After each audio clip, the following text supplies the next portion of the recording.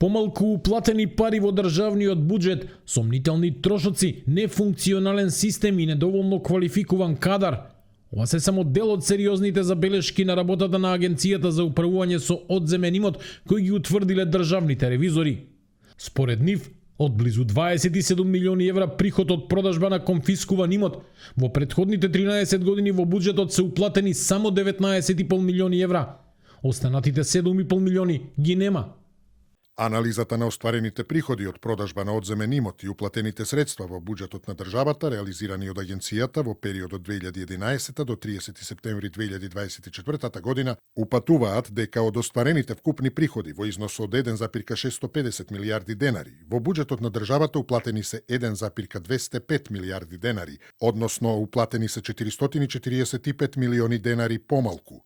Ревизијата открива и дека дел од магацинските простории на Агенцијата 14 години се користат без одлука од владата.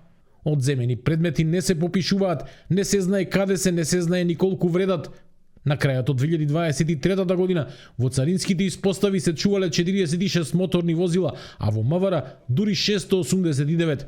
Сите без проценета вредност. Складирањето не овозможува заштита од оштетување или губење вредност. Дел од системите за продажба и лицитација се нефункционални, а веб страницата често не е достапна, дури и за време на јавно наддавање.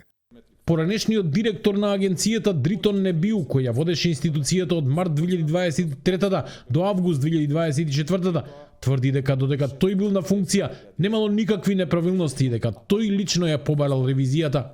И за вработените, и за мене како менаџер, како се најдев, дали има некоја грешка, нема некоја грешка за да се постапи во понатамошната процедура и во понатамошната функционирање на агенцијата. Значи, вие се сомневавте дека можеби претходните директори, не велам сега кој претходен, меѓутоа претходните гарнитури можеби имале некакви...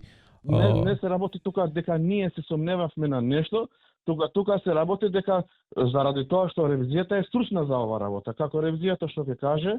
И, пример, ако има грешки, после тоа во тие грешки ги требаше да постапиме. Неговиот претходник Фато Насани, кој беше именуван во 2017-та, се вратил да живее во Италија. Телевизија 24 се обиде да стапи во контакт со него, но безуспешно. Ревизијата утврдила сериозен недостиг од квалификуван кадар.